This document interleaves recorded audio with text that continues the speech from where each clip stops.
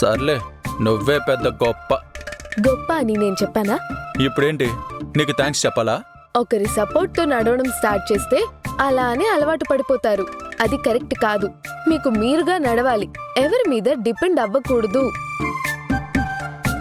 అన్నిటికీ నా మీద ఆధారపడిపోతే నేను మీ పక్కన లేనప్పుడు మీరు ఇబ్బంది పడతారు కదా, అందుకే చెప్తున్నా.